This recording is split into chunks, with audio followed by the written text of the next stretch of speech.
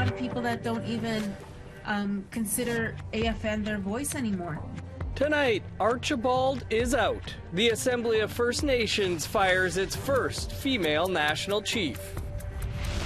Whenever something has been done that creates harm, there's an obligation to make it right. British Columbia sets up centers to make justice more accessible for Indigenous peoples in the province. The rollout of the Indigenous access to ceremony policy, in which Indigenous patients have access to ceremony 24 hours a day, 7 days a week within all AHS sites and facilities. And a new healing garden sprouts up in Lethbridge.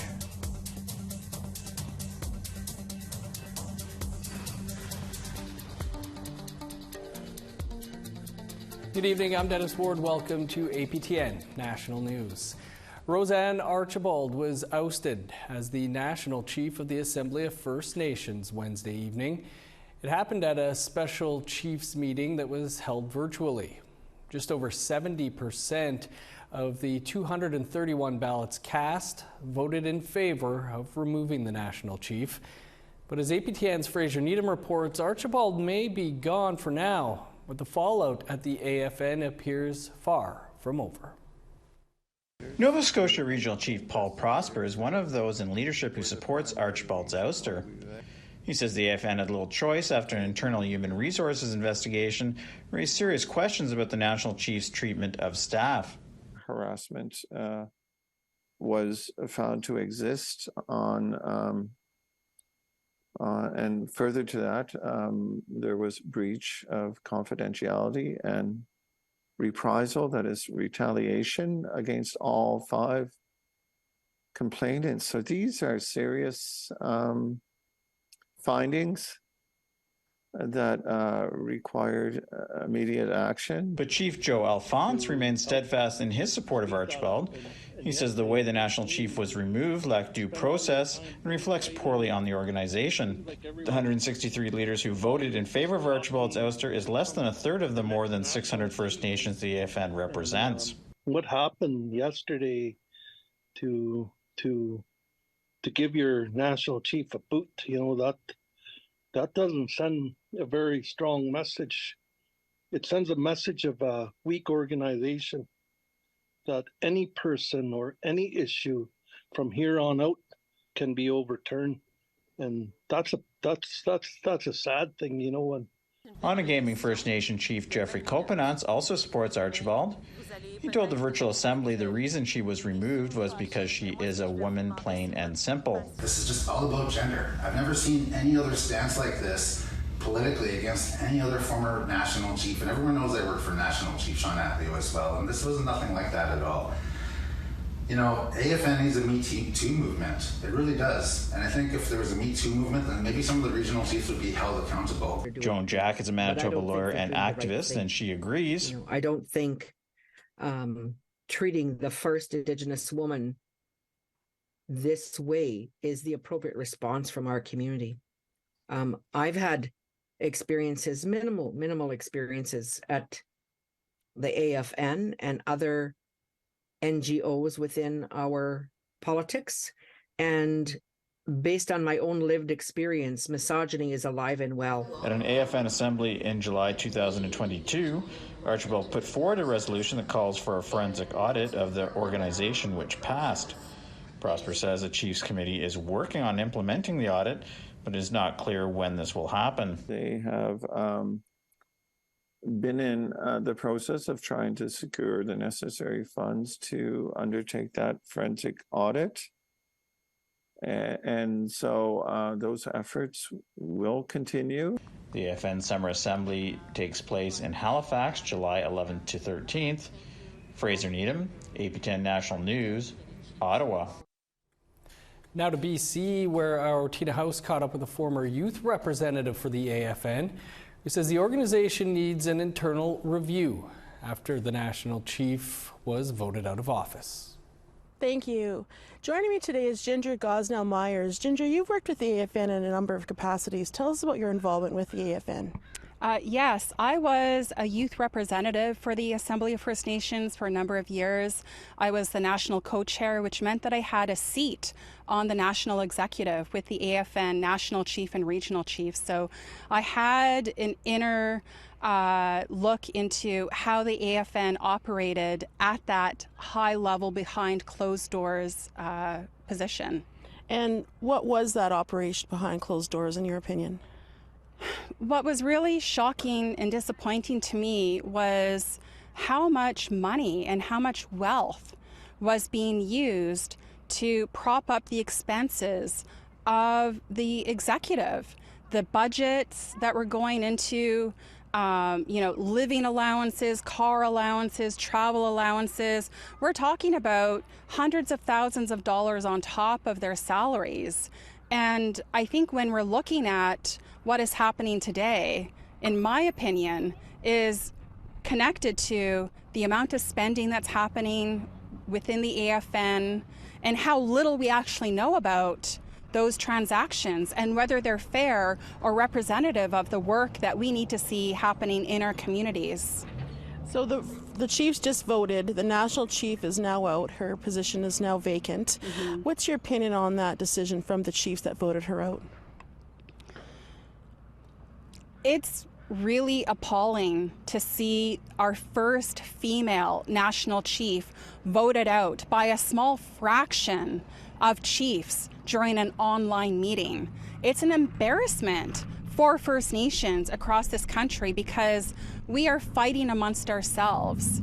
And I believe that this is a distraction from the efforts that Roseanne Archibald was leading to see a forensic audit of the AFN take place, and that this was a means to stop those dollars and that amount and those numbers from coming forward and being shared with those of us. Have you ever seen somebody removed from a position like this from a whistleblower complaint? People should not be let go from top positions over a whistleblower complaint. That is an HR issue. It is not an offense that requires somebody to be removed from their position. And the national chief is a public figure representing First Nations. We need to have transparency and insight to those complaints. We don't see any evidence whatsoever. They need to release the reports that they have been conducting behind closed doors, both on the whistleblower complaints and on the forensic audit. We need to know what's been happening. Ginger, thanks so much for your time and your opinion and joining us today. Thank you so much. Back to you in studio. Thanks, Tina. Now for more on the ousting of Roseanne Archibald, our Truth in Politics panel, Carrie Benjo and Egon Sinclair are here to discuss. Carrie and Egon, lots to talk about. Let's get right into it. Carrie, starting with you, your thoughts on the removal of Roseanne Archibald by First Nations in Assembly. Personally, as an Indigenous woman, I was really disappointed. It's sad to see that she has been removed in such a way. She was the first Indigenous chief, female Indigenous chief, and she's also the first national chief to be removed in such a way. But as a reporter, I'm not surprised. I've been covering Indigenous issues and covering the AFN for years, and she hasn't been able to fulfill her role as a national chief. Previous chiefs, I've met them. They've been out in the community. And Roseanne, I haven't been able to meet her because she's basically just been stonewalled at her office fighting. There's a lot of infighting, and she hasn't been able to do what she was elected to do. Egon, your thoughts? Was this all about the human resources investigation? That's a good question. I mean, certainly there's a real, if you were just to look at the facts, there would be a big issue around the human resource investigation. Certainly there are lots of reasons to discipline former National Chief Archibald. But, your first question I think was really important. We should address that when we talk about the chiefs in assembly, I mean, we were talking about only about a third that participated in this special meeting, and of that, about a fifth, about 163 votes out of 640 that actually voted to remove her. And so there is a very small constituency that participated in this. The human resources investigation came up because of the really hard questions that she was asking involving the previous national chief, Perry Bellegarde, and his appointees, his staff, and then also some of the conduct of the regional chiefs. Those are questions that are not going to be answered now. The forensic audit that she's been calling for is probably not going to come to fruition because she's been blocked time and time again from hiring lawyers to investigate the allegations that she was making. All of those conduct involving human resources were surrounding the questions that she was asking of staff members. It was called bullying, it was called retribution, it was called intimidation. But the fact is now we will get none of those answers. And so that's a real problem. And I think that leaves a big black mark on this, that the AFN is not healthier as a result of this. In fact, it's probably worse than ever in terms of the issues around the infighting, around Roseanne Archibald's reign, Perry Bellegarde's reign, and then in the middle is these regional chiefs who have a very small constituency that they represent, and they will now be heading up the organization as a whole. Carrie, I'm sure you've heard some of this, and Niigaan too, but some of the chiefs we've spoke to say these internal politics are taking up too much time and resources while people are quite literally dying in the streets and on First Nations. Do you think they're right to raise those concerns? They're absolutely right. We just have to look at the statistics and the numbers, and we have so many issues that need to be addressed that aren't being addressed. The AFN was created to become a national voice, a united voice, pushing forth the agenda that is of concern of all First Nations. But really, they're just concerned with what is happening within the office. They have lost sight of what their purpose is in the community. They're losing support from the grassroots community. There's a lot of people that don't even consider AFN their voice anymore. They are acting on their own. They're looking to their personal chiefs. They're looking to their own leaders within their communities to fight their fights because the AFN is not there, and they haven't been there for quite some time. Niigaan, I don't think any of this is going to do anything for legitimacy of the AFN for those who already have some issues over that. So, what happens next here, do you think? There's an AGA in less than 2 weeks, an election coming up in December, I guess now. What do you see as the next steps forward for the AFN? Well, that is exactly the point. Why did there need to be a special meeting held yesterday, late last night, when there is a very legitimate opportunity 2 weeks from now to address this issue? And all morning, different chiefs, some of them female, have come out and said, well, we support the removal of the national chief. That's not the issue here. Although I certainly think that a predominantly male-run organization removing the first national chief is a terrible look. The bigger issue is what the questions that Roseanne Archibald brought to the organization. Everyday First Nations people are not impacted by the AFN because it isn't a government, it's a lobby group that represents chiefs' interests for the government. The problem is, of course, that the federal government treats the AFN like a consultative body, and that does impact the lives of First Nations people. So what's going to happen now is the regional chiefs are going to nominate and vote in probably someone who's very supportive of their interests. That's going to then run the gamut for the next few months. If there is a election this year, it will probably be dominated by a lot of voices that will be very supportive of the regional chief. There may be a few discussions around the questions that Roseanne Archibald brought up, but for the most part, that constituency's been told, don't ask those questions. You will be punished. And then for the most part, this human resource investigation, all of that will go away. But I think the issues that led to that human resource investigation, both the fact that you're told not to ask those questions about financial impropriety and allegations of inappropriate behavior, and then particularly that you are not encouraged to try to find those answers, then what we're stuck with an organization that's very much is headed in a very difficult direction going forward. And about a 6-month-long election cycle. Carrie, Niigaan, we'll have to leave you there, but appreciate you both being here as always. Yeah, Miigwech, thanks so much. We have reached out to Roseanne Archibald and her lawyer, but have not yet heard back. Time now for a quick break. Coming up, a welcome announcement for a mother who lost her daughter in Nova Scotia. Stick around.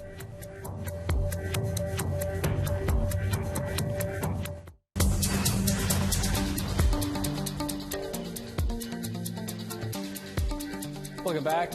A new committee announced by the Nova Scotia government will investigate deaths in custody.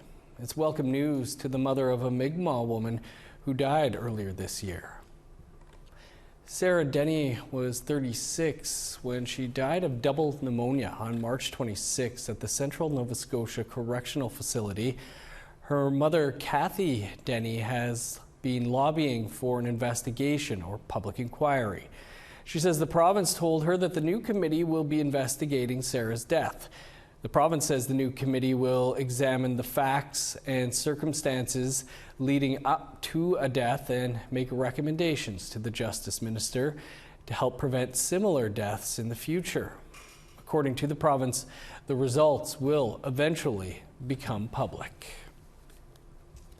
The province of British Columbia and the First Nations Justice Council recently launched a new justice centre that aims to provide easy access to legal services for Indigenous peoples. APTN's Tina House has more. At this press conference held in downtown Chilliwack, BC Premier David Eby joined community leaders to announce the new $10 million Indigenous Justice Centre. This will be the 5th Indigenous centre the province has opened across BC. Whenever something has been done that creates harm, there's an obligation to make it right. And this effort to support First Nations, the Justice Council, and creating a justice centre here in Chilliwack is a positive first step in making things right. Corey Wilson is the chair of the First Nations Justice Council. She says this centre is a positive step in reforming justice and its interaction with Indigenous people. It will be the beginning of talking about cultural competencies for policing and figuring out how we can design something that actually leads to change and leads to not only increasing general foundational overall knowledge, but actually leads to systemic change. Although Indigenous people make up 5% of the population in BC, they make up 30% of the people who are incarcerated in BC.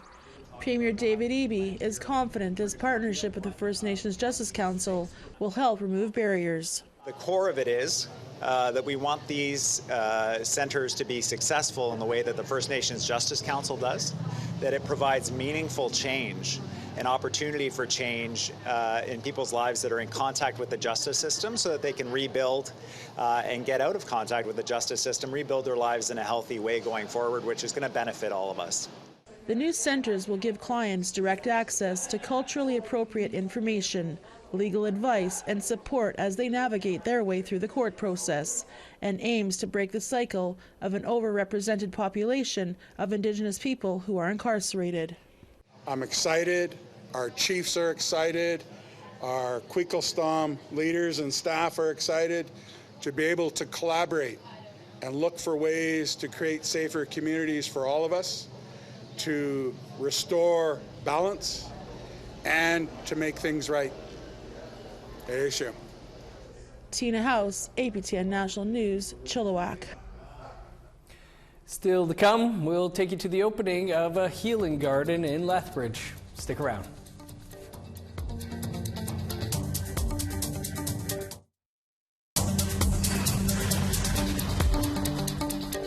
Welcome back. Time now for our photo of the day. Charisse Graham sent in this photo of a storm front rolling towards St. Rose de Lac, Manitoba. There were some tornado warnings out that way earlier in the week. Beautiful picture still. If you see something interesting, take a picture and send it to share@aptn.ca. Now let's take a look at Friday's weather forecast. Starting on the East Coast, 18 with showers in Halifax, 24 with rain in Charlottetown, 28 and rain in Kuujjuaq, rain in Nain, and a high of 15. 27 with showers in Montreal, 25 in Chibougamau. 21 and rain in Sault Ste. Marie. 20 with showers in North Bay. Showers in 22 for Thunder Bay and Sioux Lookout. Sun and 29 in Thompson. 30 for Norway House. Sunny and 27 in Winnipeg, Brandon, and Dauphin. 27 for Regina, Estevan, and Saskatoon. 28 with rain in Meadow Lake. Sun's out and 27 for La Ronge. In northern Alberta, showers and 30 for Fort Chip. 29 with rain in Fort McMurray. 29 with rain in Edmonton, showers and 32 for Lethbridge. Sunny and 23 for Vancouver and Victoria, 32 in Kamloops. 23 with rain in Prince George, 20 for Smithers. Showers and 22 in Old Crow, 18 and cloudy for Whitehorse. Rain and 20 in Yellowknife. Sun's out and 29 in Norman Wells. 17 in Sax Harbor, 15 for Pawlatuck. 12 and rain in Whale Cove, 26 with showers in Arviette. Plus 4 with rain in Resolute, 9 in Arctic Bay.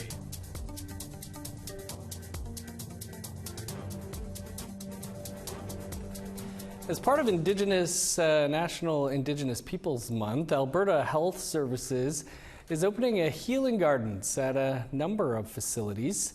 CTV's Carson Marsouk has this for us. New healing gardens are sprouting up at Alberta Health Services facilities across the South Zone. The rollout of the Indigenous Healing Gardens went hand in hand with the rollout of the Indigenous access to ceremony policy, in which Indigenous patients have access to ceremony 24 hours a day, 7 days a week within all AHS sites and facilities. The new healing gardens feature 4 traditional plants: sage, sweetgrass, Saskatoon bushes, and mint. Samantha First Charger says the gardens allow AHS to incorporate Indigenous medicine into its Western modes of therapy. Bringing these medicines and incorporating these medicines into the gardens that we see today hold significance to our people, because there are traditional means of healing. They've worked for us for thousands and thousands of years. The plants all have healing and medicinal properties and are used by our people for thousands of years. More than 1,000 plants were planted across the South Zone. The new spaces and plants will be used for ceremonies, consumption, and education. This is part of the larger vision that we have to make this a house of healing, recognizing that this is a place where there's illness, heartache, sickness, and that many Indigenous patients and families have faced a tough situation when they come for care here.